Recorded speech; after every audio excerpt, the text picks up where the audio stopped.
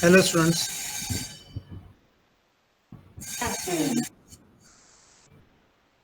Good afternoon. Just a minute. I am facing some network issues. Not joining. Just wait. IGH TXG. YGMS. It is not joining with us. Let me start again.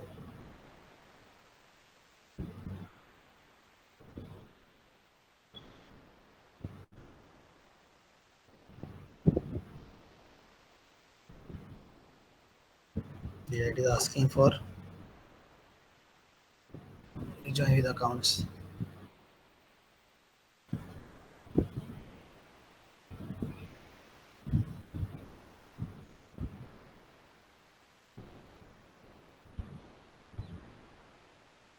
Request accept करो ने Sam 3 ना screen पर join आपने Sam 3 ની screen હશે એના ઉપર ask to join હશે ને એમાં યસ આપો ને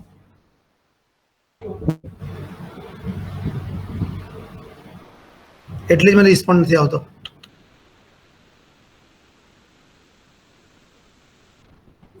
એક ગ્રુપમાં લોગિન થતું નથી કયું વાળું હા બોલાવો ને મેમને કારણ કે મારું ક્લાસ ચાલુ થવાનો છે ये तकलीफ पड़ी एक ग्रुप में चालू था एक ग्रुप अटकी हुई है आई थिंक ये ग्रुप में अच्छा वी हैव स्टूडेंट्स 32 एंड क्या नाम है हाँ Kartik Raj Krunal Krish Parimal okay Arpit Keval Meet Devang Abhay boys group is there fine so let me join in other group again girls group में जॉइन थયું નથી ટેકનિકલ પીસી સર્વર કદાચ હેંગ થયું છે but before that just to share with you last session में हमने OOCP subject object oriented conception programming so programming का वो सिलेबस के बारे में डिस्कस किया था एंड यूनिट वाइज क्या क्या टॉपिक्स आते हैं वो भी डिस्कस किए थे today we will start further now okay restart करो तो એટલે બીજા ગ્રુપ આપણું ચાલુ કરું हाँ आवे छे जॉइन नाउ आपो डन एक्सेप्ट કર્યું हाँ પણ એમાં કેમ બે જ સ્ટુડન્ટ છે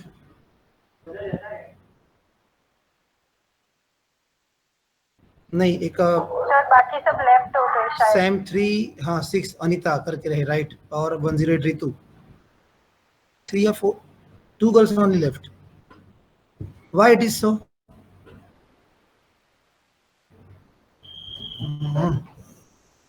रुको सर मैसेज करो हाँ ask them to join again fast yes because today we are going to start a practical demonstration okay and let me share the screen okay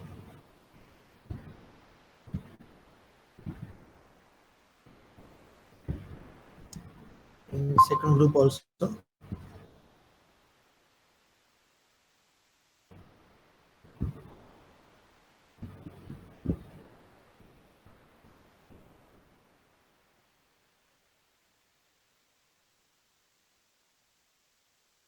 दोनों स्क्रीन में प्रेजेंटिंग हो रहा है राइट ओके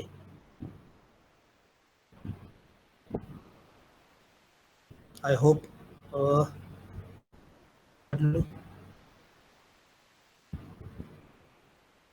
हाँ thank you presenting धन्यवाद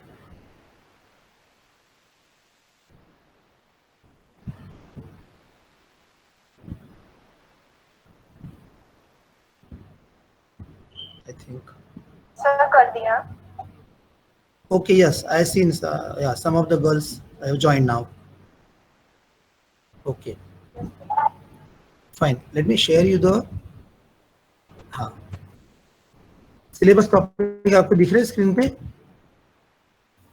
yes sir तो हमने ना यूनिट 1 के अंदर नॉर्मल डिस्कस किया था किस तरह से होगा today we are starting with the practical example also तो introduction to object oriented programming we will see that topics also procedure oriented मतलब हमारा जो सी प्रोग्रामिंग होता है वो और ऑब्जेक्ट ओरिएंटेड ये दोनों में डिफरेंस क्या है वो देखेंगे difference between C language and C plus plus, उसके भी टॉपिक्स देखेंगे, and then C plus plus के अंदर आउटपुट इनपुट के कौन से कमांड्स है।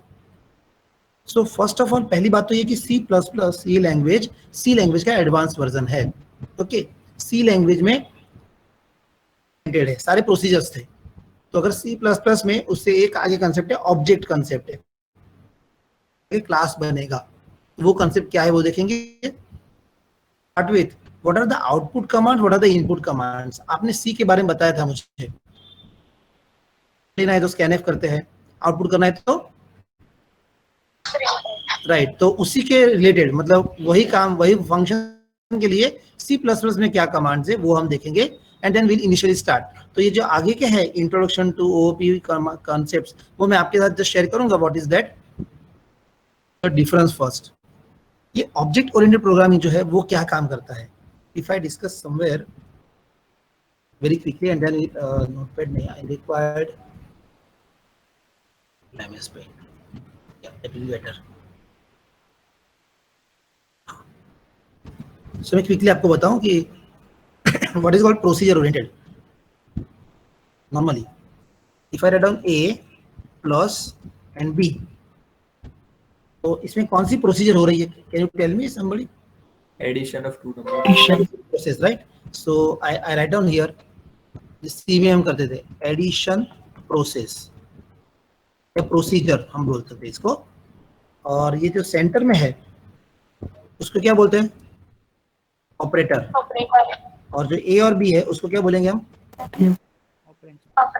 ऑपरेंड्स। बराबर है। I am not putting arrow now but you can सी जो POP प्रोसीजर ओरिएंटेड प्रोग्रामिंग, मैं शॉर्ट फॉर्म लिखता हूँ, P प्रोसीजर ओरिएंटेड प्रोग्रामिंग, उसमें कैसा होता है? तो एक एग्जांपल लिया, एडिशन प्रोसीजर करनी है मुझे, if I want to do addition procedure तो मैं ऐसे लिखूंगा A प्लस बी, उसमें A और B को बोलेंगे ऑपरेंड सॉरी ऑपरेंड या तो ऑपरेंड्स, और plus sign is the operator. अब इसमें किस पे फोकस है? Focus is on what? मैं लिखता हूं focus is on addition process.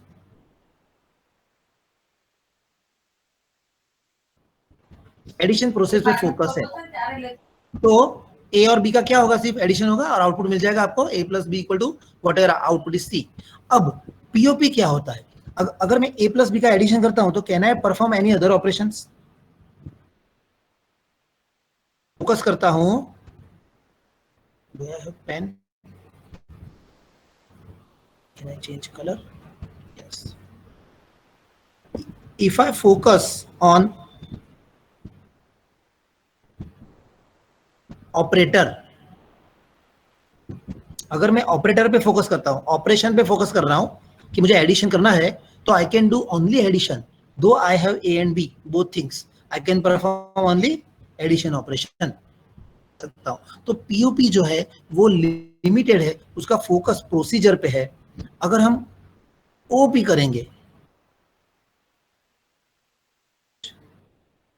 Object oriented programming, उसमें क्या है? आता है ऑपरेंड्स पे। मैं सबसे नीचे लिखता हूं पहले, ऑपरेंड्स, ऑपरेंड पे फोकस है। फॉर एग्जांपल एंड बी, ये दोनों बेस्ट ऑपरेंड्स है, right? These are called operands. तो अब आप मुझे बताइए A और B उसके कितने ऑपरेशन हो सकते हैं? Many. For example A plus B. चलो next operation A minus okay, next operation A into B. Okay, ये तो हमारे बेसिक ऑपरेशन हो ही गए, correct? Then we have 8 divide by B। फिर कोई बोलेगा A स्क्वायर, मैं यहाँ स्क्वायर के लिए अभी कैरेट साइन देता हूँ, A का स्क्वायर। फिर कोई बोलेगा B का स्क्वायर, स्क्वायर। फिर और ऑपरेशन का लिस्ट बनाऊं मैं तो ऐसे, A का cube, if you remember, A caret Yes. मतलब A क्यूब, ऐसे I can go on listing it. अब क्या हुआ, जो POP था प्रीवियस, इसमें आपने कौन सी लैंग्वेज यूज करते थे? Language was C language. उसमें आपको एक प्रोग्राम लिखने को दिया कि भाई 2 वेरिएबल ले लो ए और बी और उसका एडिशन प्रिंट करके बताओ। तो आप सिंपल प्रोग्राम लिखते हैं ए बी और रिजल्ट स्टोर करने के लिए C equal to A plus B लिख दिया। आप उसको 50 बार प्रोग्राम रन करो फिर भी वो सी के अंदर एडिशन का आउटपुट ही देगा ना आपको। अगर आपको सब्ट्रैक्शन करना है तो अलग से इक्वेशन लिखना पड़ता है, ए माइनस बी लिखना पड़ता है कि नहीं? Yes sir.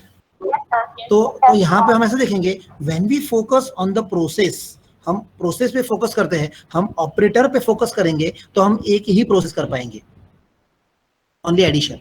ऑपरेंड पे फोकस नहीं करते हैं तो हाँ, पर उल्टा ओपी के अंदर क्या है, ऑब्जेक्ट ओरिएंटेड प्रोग्रामिंग, मतलब जो ऑब्जेक्ट थे हमारे, मतलब जो ऑपरेंड थे उस पे फोकस करते हो। If you are concentrating on operands then there are many operations available।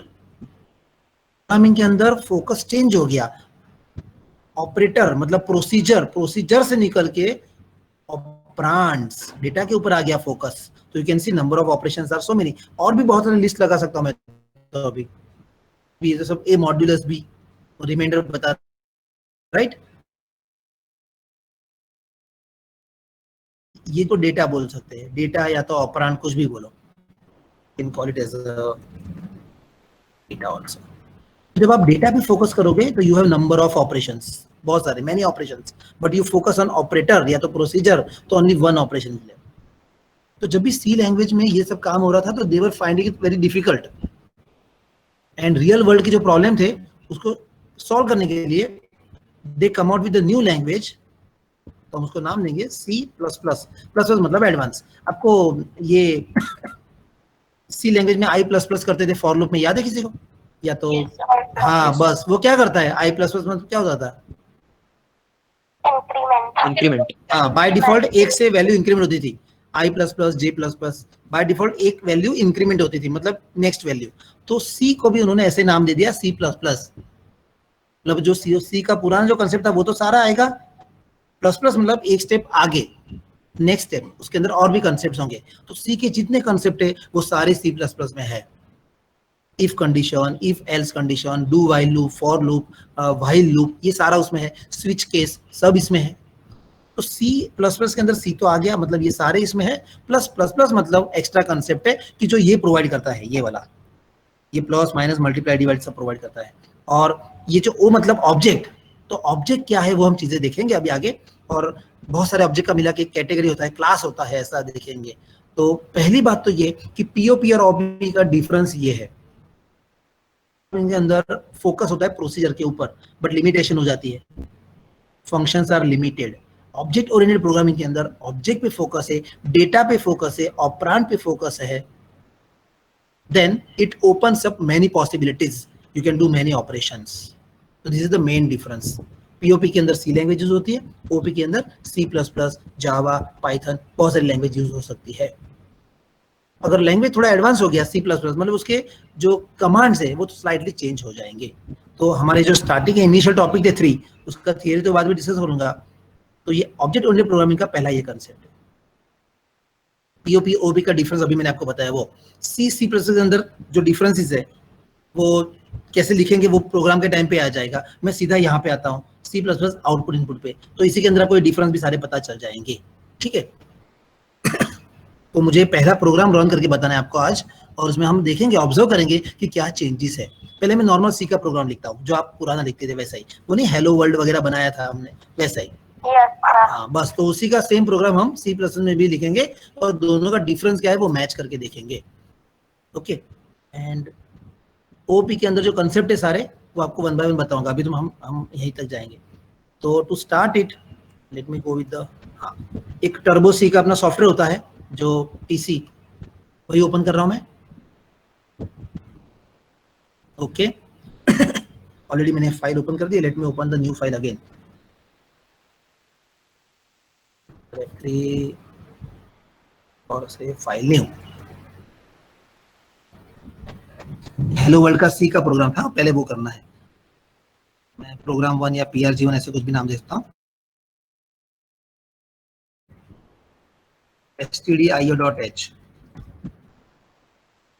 include conio.h, ये तो था ही 2 फाइल। फिर क्या लिखते थे आप लोग? बराबर है। और मुझे यहाँ पे क्लियर स्क्रीन होना चाहिए, बराबर है। Yes, sir. सर और हेलो वर्ल्ड प्रिंट करना है मुझे, तो /n दे दिया, हेलो वर्ल्ड, ऐसे कुछ। ये अपना वेरी वेरी सिंपल प्रोग्राम। और वेट करवाया तो गेट ch, ये सब आप करते ही थे। और सबसे इंपॉर्टेंट था कमेंट करना, तो मैं ऊपर एक कमेंट डाल देता हूँ, प्रोग्राम टू डिस्प्ले, बराबर ना, डिस्प्ले हेलो वर्ल्ड। और यहाँ पे क्या लिखेंगे लास्ट में, ये ऑलवेज कमेंट होना चाहिए, मेन फंक्शन ओवर हो रहा है, बराबर है ना, ऐसे इतना होना चाहिए। चलो, तो F2 में सेव करता हूँ इसको, CTC बिन के अंदर जाएगा, मैं लिखता हूँ prg1.c फाइल होगी। यस, देखिए फाइल सेव हो गया। ये फाइल सेव हुआ .c से, अल्टर F9 आप जैसे कंपाइलिंग, देखो कंपाइल हो गया। और कंपाइल में लिखा उसने लाइन कितनी कंपाइल की, 463, जबकि हमने लाइन कितनी लिखी है, मुश्किल से 9, 10. 9 और 10 लाइन्स हार्डली। तो 9 lines, only 9 lines are there. और ये कंपाइल देखो उसने कितनी सारी लाइन्स की, क्यों ऐसा किया, कोई आइडिया? हमारे प्रोग्राम में तो मुश्किल से 9 लाइन्स है, पहली तो कमेंट है। किसी को कोई आइडिया क्यों ऐसा हुआ? इतनी सारी लाइन तो है नहीं प्रोग्राम में। बाकी देखो उसका कंपाइलिंग का स्टेटस, मेन फाइल उसका नाम बराबर है, एडिटर कौन सा अपना, हाँ उसका भी नाम बराबर है कि इसी को एडिट कर रहा है वो। और इतनी लाइन कंपाइल, उसमें 463 बताया, क्यों ऐसा? कोई आइडिया बता पाएगा मुझे? बाइनरी लैंग्वेज की वजह से। नहीं, कहाँ बाइनरी लैंग्वेज इसमें आई, अभी तो कंपाइल ही हुआ है, कन्वर्ट कहाँ हुआ? आपको पता था सी में हमने सीखा था कि कंपाइल मतलब सिर्फ सिंटेक्स चेक करता है वो, और कंपाइलेशन एरर बताता है कि आपके कमांड सिंटेक्स वाइज ओके है कि नहीं। फिर आप कंपाइल के बाद कौन सा करते हो, उसको रन करते हो, एग्जीक्यूट करते हो, Yes. तब जाके वो कन्वर्ट करता है, फिर वो ऑब्जेक्ट फाइल बनती है, एग्जीक्यूटेबल फाइल। अब ये कंपाइल किया ना, तो prg1.c है, obj फाइल बनी होगी, prg1.obj। ये CTC बिन में जाके देखना है तो देख सकते हैं। पर ये आंसर कोई देगा मुझे, 463 लाइन कैसे आ गई? Sir total font, total, total क्या? फॉन्ट फॉन्ट नहीं बेटा, तो लाइन्स ही बोल रहा है ना सीधा, लाइन्स कंपाइल्ड ऐसा लिखा है। पहली लाइन है कमेंट वाली, प्रोग्राम, दूसरी लाइन है इंक्लूड। ये इंक्लूड क्या करता है? हेडर फाइल ऐड करता है। एग्जैक्टली, stdio.h नाम की हेडर फाइल जो हमारी लाइब्रेरी में पड़ी होगी, वहां से इस प्रोग्राम के लिए उसको अटैच कर देता है। conio.h नाम की फाइल इसके लिए अटैच कर देता है, इंक्लूड करता है, ज्वाइन करवा देता है। stdio का फुल फॉर्म क्या है? Standard input output. Standard input output બરાબર, ચલો, અને એમાંથી નીચેમાંથી કયો કમાન્ડ stdio માં હોય, બોલો? नीचे 3 कमांड दिख रहे हैं आपको, कौन सा? get ch, printf, get ch,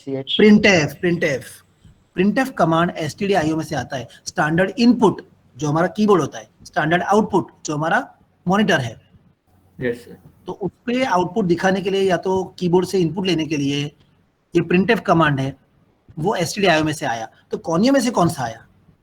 clr scr, हाँ, जो स्क्रीन की कमांड है, clr scr get ch, ये कौन मतलब कॉन्सोल, आपने बोला ना, कौन मतलब कॉन्सोल इनपुट आउटपुट।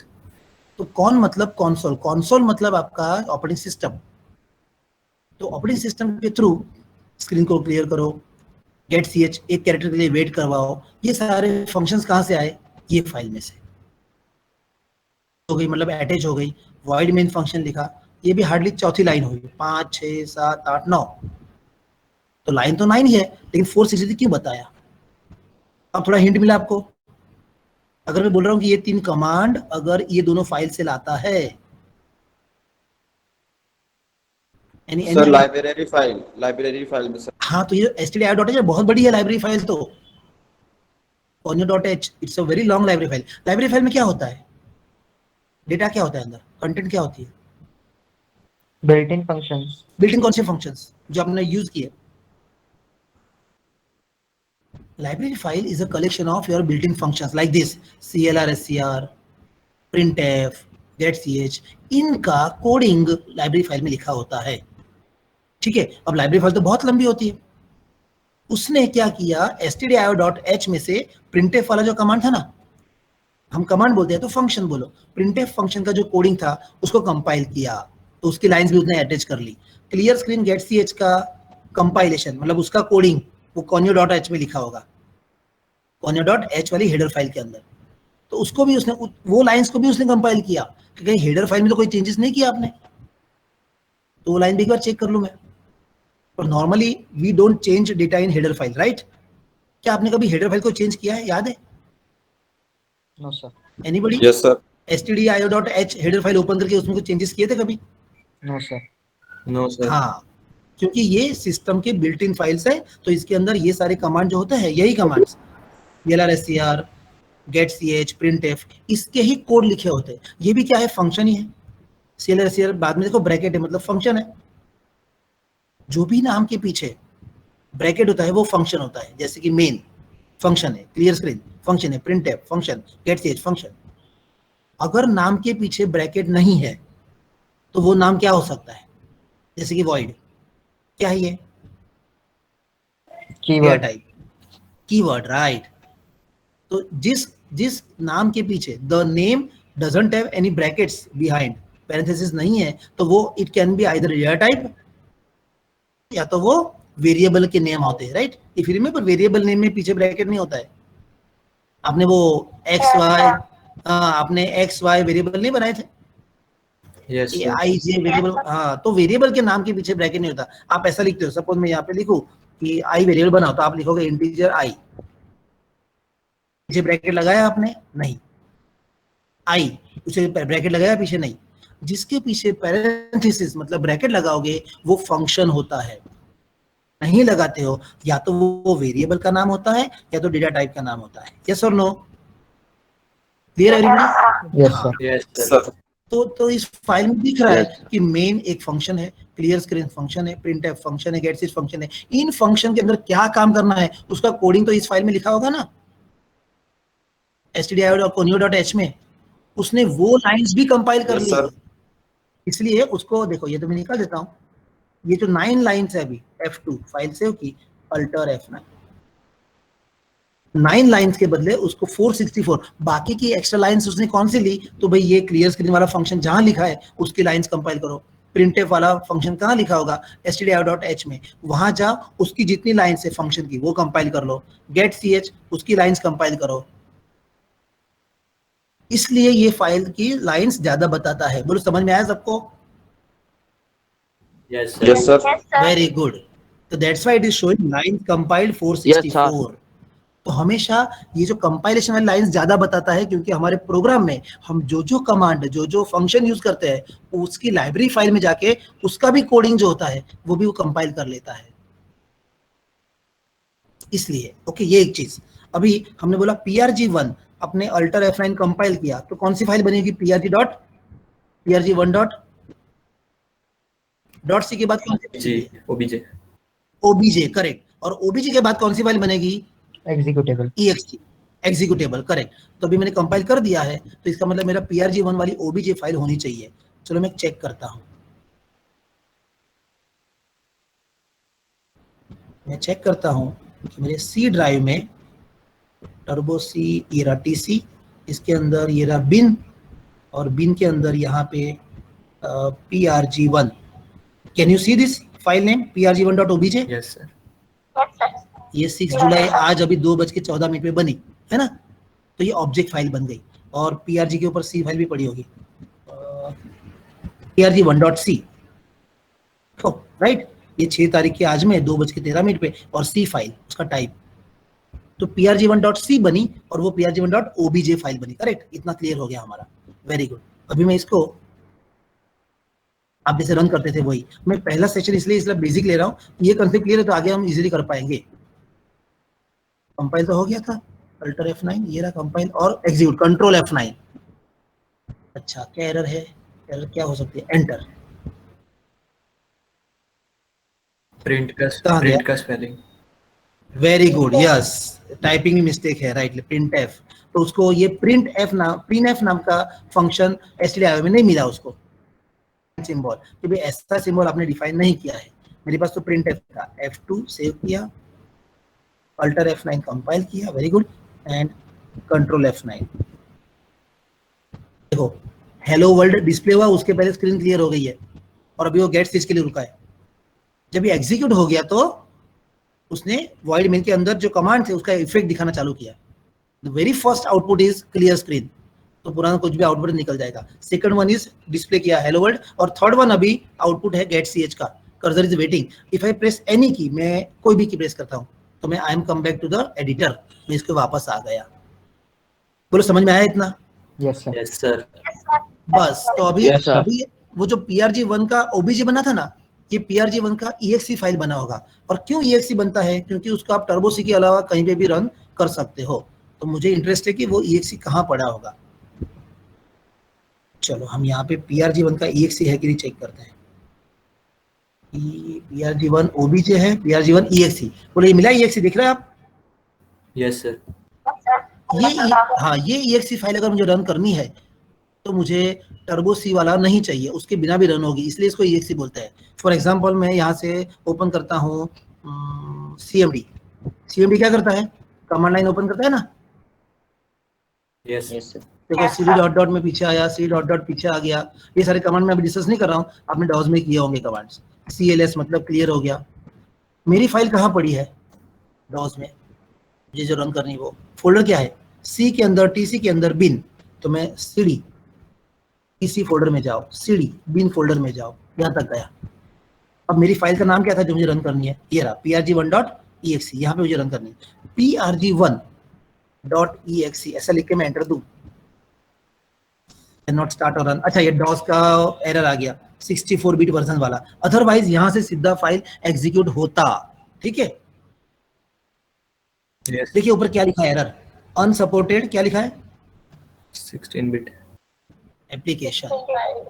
मैं जो ये EXE फाइल रन कर रहा हूँ, ये जो जिस डॉस में से रन कर रहा हूँ, वो डॉस कितने बिट का है?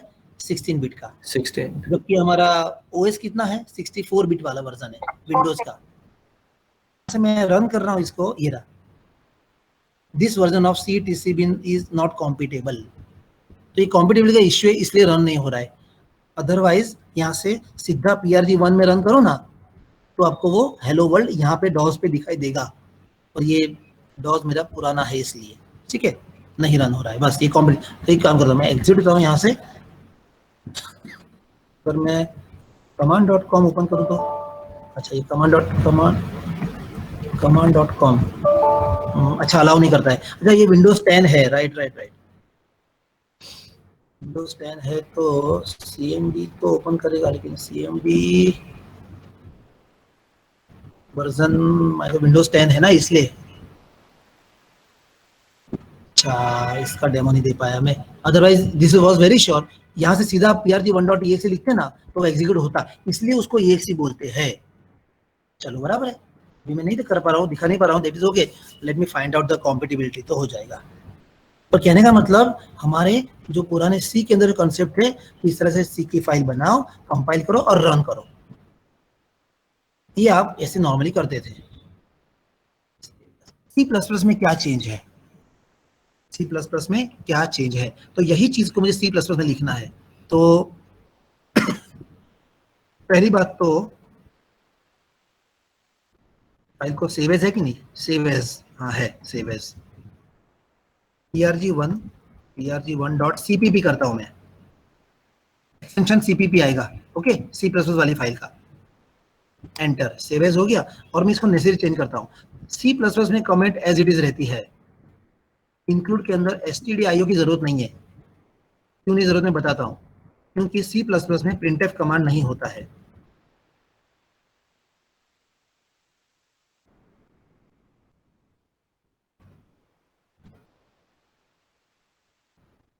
ठीक है, तो वहां पे क्या होता है, यहाँ पे एक कमांड होता है C++ में, cout ऐसा कमांड है, फिर ये दो एरो है और ये हेलो वर्ल्ड ऐसा लिखना है, बस। और कमांड क्लोज करो सेमीकोलन से। printf के बदले ये कमांड है cout। एक चीज ये, दूसरी चीज, ये कमांड कहां से मिलेगा, इसलिए उसको हेडर फाइल दिखानी है। इंक्लूड iostream.h ऐसा नाम है उसका, ये फाइल नहीं आई अभी, okay. The name says again, I मतलब इनपुट, ओ मतलब आउटपुट, और स्ट्रीम मतलब कलेक्शन। iostream.h ये नाम की हेडर फाइल इंक्लूड करो इस प्रोग्राम के साथ। कौन ये चाहिए मुझे, क्योंकि क्लियर स्क्रीन गेट ch है। दो चीज, इतना चेंज हुआ C++ में, और एक चेंज होगा ये जो void है ना, उसके बदले यहाँ पे int हो गया, और get ch है, उसके बाद यहाँ पे int है इसलिए रिटर्न 0 हो गया। कितना चेंज हो गया? तो आपका C++ का फाइल रेडी, F2 सेव। तो समझ में आया सबको? void की जगह int क्यों Yes, sir. हाँ, अब ये बराबर क्वेश्चन पूछा आपने। पहली बात तो ये क्लियर कर लेते हैं अपने कि ये समझ में आ गया, इंक्लूड iostream.h। Yes, sir. वो इसलिए लिया मैंने कि Yes, printf sir. के बदले C++ में printf के बदले cout नाम का कमांड है, और उसके बाद वो printf में नहीं ब्रैकेट करना पड़ता है वगैरह, वो कुछ नहीं करने का, सीधा ऐसा एक सिंबल लगाने का, इसको बोलते हैं इंसर्शन सिंबल, और इसके बाद ये ऐसे डबल कोट्स में मैसेज दे दो जो भी देना है आपको। अब आता है क्वेश्चन ये वाला, रिटर्न 0 क्यों लिखना पड़ता है? मेन जो है ना ऊपर, मेन के आगे आपने क्या लिखा था? इंट लिखा है। पहले void लिखते थे हम लोग। void इसलिए लिखते थे कि हमारे सी लैंग्वेज के जितने प्रोग्राम्स है वो जब भी एग्जीक्यूट होते हैं तो रैम के अंदर, रैम मेमोरी के अंदर उसको इजीली फ्री मेमोरी मिल जाती है एग्जीक्यूशन के लिए। यू एवरीबडी नो कि ये जो फाइल हम सेव करते हैं वो कहाँ होती है सेव? हार्ड डिस्क में। लेकिन जब एग्जीक्यूट होती है तो कहाँ आती है? रैम के अंदर, करेक्ट ना? तो prg1.cpp ये फाइल जो है उसकी जो भी साइज होगी 1 KB 2 KB जो भी है, दैट मच साइज किसके लिए? रैम के लिए चाहिए, तो रैम में उसको मेमोरी एलोकेट होगी। अगर उसके अंदर कोई वेरिएबल्स है तो उसके लिए मेमोरी एलोकेट होगी, उसका एग्जीक्यूशन होगा और सक्सेसफुली उसको प्रॉपर्ली एग्जीक्यूट हो जाएगा। वो सी में समझ लेता है, इम्प्लिसिट होता है। तो ये जो मेन फंक्शन है इसको एग्जीक्यूट होने के बाद ये फंक्शन रन कहां से हुआ? कोई बता कि ये प्रोग्राम कौन सा है? टर्बोसी कौन सा प्रोग्राम है? कंपाइलर ना? Yes, sir. Yes, sir. Compiler plus और एक इसको बोलते हैं, और क्या बोलते हैं इसको? कंपाइलर, और उसके पहले क्या होता है? प्रोग्राम को आप एडिट कर सकते हो, मतलब एडिटर। Yes. editor? हाँ, तो आप इस प्रोग्राम को आप टाइप कर सकते हो, इसका मतलब उसको एडिट कर सकते हो, मतलब उसको एडिटर बोलते हैं एज वेल एज कंपाइलर बोलते हैं। तो ये क्या करता है? मेन प्रोग्राम, ये सारे कमांड एग्जीक्यूट हो गए, ऐसा एक है ना कंफर्मेशन वापस भेजता है। किसको भेजता है? ऑपरेटिंग सिस्टम को, प्रोसेसर को हम जिसको बोलते हैं, राइट? क्योंकि ये रैम के अंदर प्रोसेस कौन करवाता है? रैम के अंदर, हाँ, रैम के अंदर प्रोसेस करता है ये कंपाइलर, चलो बराबर है। और उस कंपाइलर को मैनेज कौन करता है? उसके ऊपर लेवल पे कौन होता है? ऑपरेटिंग सिस्टम, बराबर है। Operating. Yes, हाँ, sir. क्योंकि आपने डेस्कटॉप, ये रहा कंट्रोल डी, ये टर्बो सी वाला आपने कहाँ से रन किया था? देखो यहाँ से, है ना, डेस्कटॉप पर से, आइकन से। तो डेस्कटॉप पे आइकन किसने बताया? ऑपरेटिंग सिस्टम ने बताया, करेक्ट? Yes, sir. Yes, तो sir. अभी आपको क्लियर किया पूरा ऐसे सीक्वेंस कि ऑपरेटिंग सिस्टम ने ये टर्बो सी को ओपन किया, टर्बो सी ने ये प्रोग्राम कंपाइल किया। किसमें किया? रैम में किया कि नहीं? Yes, sir. Yes, sir. बस, तो यहाँ तक क्लियर हो गया। सी लैंग्वेज के अंदर ऐसा था कि मेन फंक्शन जब भी एग्जीक्यूट होता था तो वो ऑपरेटिंग सिस्टम को रिटर्न बैक में कुछ कंफर्मेशन मैसेज नहीं देता था, फीडबैक नहीं देता था कि मेरा प्रोग्राम ठीक से रन हुआ कि नहीं। क्योंकि सी के जो अपने जो प्रोग्राम थे, एरे किया आपने, सी के अंदर फाइल हैंडलिंग किया, जो भी किया, उसका जो साइज है, एग्जीक्यूशन का साइज, वो इजीली रैम के अंदर फिट होता है। इसलिए उस टाइम पे मेन फंक्शन को रिटर्न बैक एक्नॉलेजमेंट देने की जरूरत नहीं पड़ती थी। इसलिए मेन क्या लिखता था? ऐसा वॉइड लिखता था। कोई भी फंक्शन का रिटर्न टाइप होता है, राइट? मेन जो फंक्शन है तो उसका रिटर्न टाइप क्या है? वॉइड था सी के अंदर। C++ में एक स्टेप चेंज कर दिया। अब उसने ऐसा बोला कि रियल लाइफ के प्रोग्राम्स हम बनाने वाले हैं इसमें, और प्रोग्राम बहुत बड़े बनेंगे, तो जब भी एग्जीक्यूट होगा तो रैम के अंदर उसको मेमोरी एलोकेट होनी चाहिए ठीक से, जितने वेरिएबल्स है उनको भी फ्री मेमोरी मिलनी चाहिए, ये पूरा प्रोग्राम कंपाइल होकर सक्सेसफुल एग्जीक्यूट होना चाहिए। उसका एक्नॉलेजमेंट, उसका कंफर्मेशन, उसका फीडबैक, ये जो मेन फंक्शन है ना, मतलब अपना कंपाइलर, वो बैक देता है। किसको देता है? प्रोसेसर को या तो ऑपरेटिंग सिस्टम को। तो कंफर्मेशन देने के लिए उन डेटा टाइप चेंज कर दी और इंट बना दी। तो इतना पता चल गया सबको? Yes, sir. Yes, sir. अब अगर यहाँ पे टाइप इंटीजर है तो जो भी फंक्शन का इंटीजर टाइप होता है तो रिटर्न लिखना पड़ता है मैच करने के लिए। रिटर्न के बाद ये 0 जो है वो इंटीजर की वैल्यू है, बराबर है। अब देखो, आप मुझे ये इंट वाला टाइप था, ये इंट टाइप का ये रेंज कितना होता है कोई बताएगा? आपने सी में देखा होगा इंट का वैल्यू कितना हो सकता है, कोई वेरिएबल 32 माइनस 32,767 थी हाँ 32,768 एग्जैक्टली समझ लो 3276 7 768 वहां से लेके 2 32767 अरे यहाँ से चालू होता है माइनस में, ये माइनस है ना, आगे माइनस 3276 वहां minus. से चालू होकर फिर जीरो में आता है, फिर आगे जाके 32767 ऐसी रेंज थी, राइट। ऐसे आपने कुछ सीखा था हाँ कि इंटीजर 2 बाइट का होता है, उसकी ये रेंज होती है, इतनी वैल्यू उसमें बता सकते हो। अब इनमें से ही एक वैल्यू ये 0 है, समझ रहे हो। 0 को पहले कोई बोले मुझे 1 2 3 3 लिखना है, लिख सकता है, कोई बोलेगा ऐसे लिखना है, लिख सकते हो। ये वैल्यू उस रेंज में आ रही है ऊपर की, यस आ रही है। कोई बोलेगा मुझे ऐसे लिखना है -444 तो लिख सकता है, समझ रहे हो आप लोग। Yes sir Yes. हम यहाँ पे हाँ हम यहाँ पे 0 क्यों लिखते हैं, 0 इज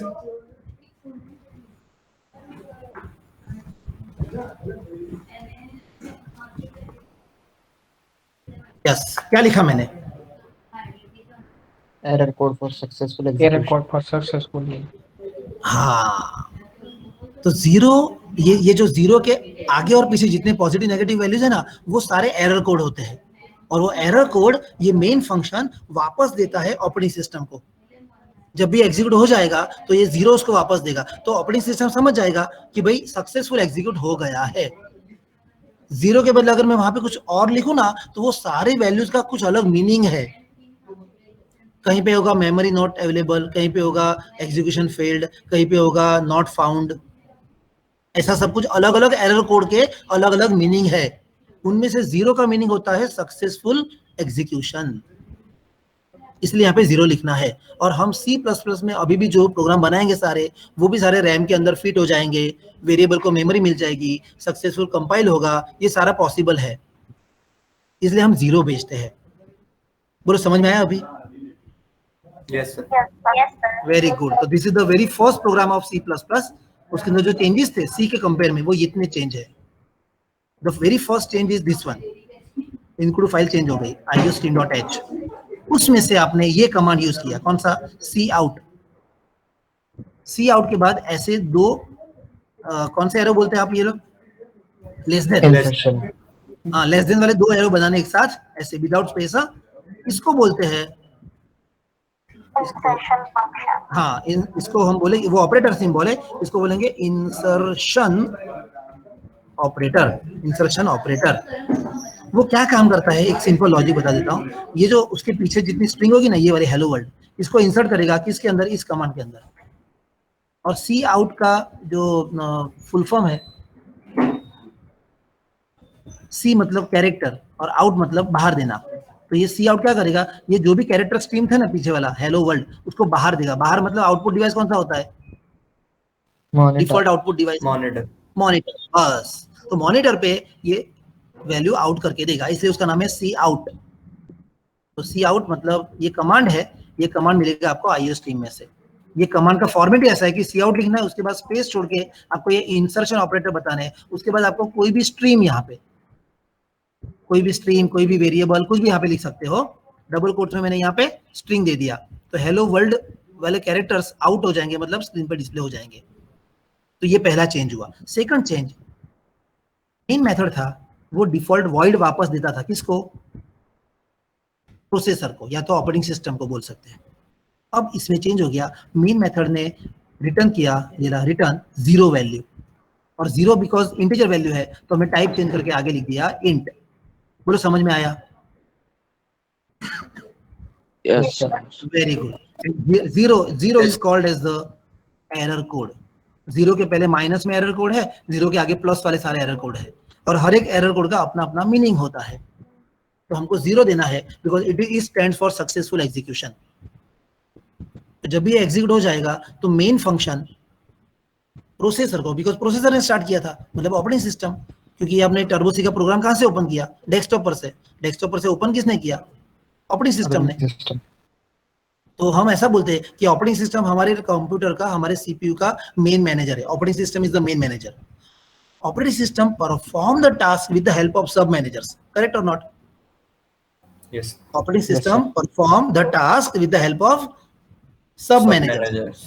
फॉर एग्जाम्पल, एक आपका सब मैनेजर होता है वीएलसी मीडिया प्लेयर, आप उसको ओपन करके उसमें मूवी देखते हो। एक होता है आपका सब मैनेजर ब्राउजर, गूगल क्रोम का ब्राउजर ओपन किया आपने, उसमें आपने गूगल मीट लिंक कर दिया। एक होता है सब मैनेजर कैलकुलेटर, तो उसको क्लिक किया तो कैलकुलेटर ओपन हो गया। करेक्ट और not? Yes, sir. Yes, sir. Yes, sir. ऐसे ही ये एक सब मैनेजर था जिसका नाम था टर्बोसी। तो टर्बोसी का प्रोग्राम ओपन कर दिया। ये प्रोग्राम किसने ओपन किया? ऑपरेटिंग सिस्टम ने। तो टर्बोसी प्रोग्राम ऑपरेटिंग सिस्टम को कॉल बैक देगा, फीडबैक देगा, एक्नॉलेजमेंट देगा कि भाई मेरा काम सक्सेसफुल हुआ कि नहीं। बस ये वही फीडबैक है। तो error code for successful execution from main two processor. बराबर है? बोलो, समझ में आया कि नहीं? मेन से प्रोसेसर को वापस किया। Very good. अब F2 करता हूं मैं, फाइल को सेव किया, अल्टर F9 कंपाइल करते हैं। बोलो लाइन कितनी बढ़ गई?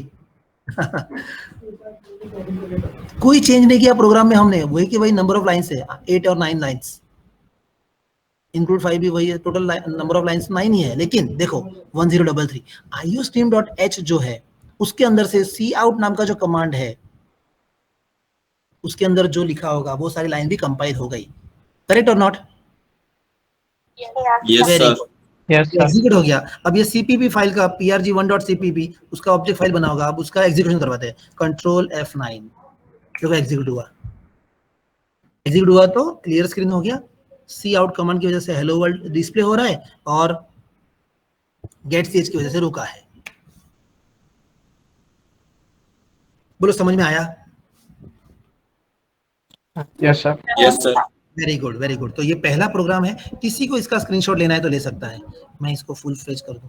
हाँ, if anybody want to take. हाँ No, okay, sir.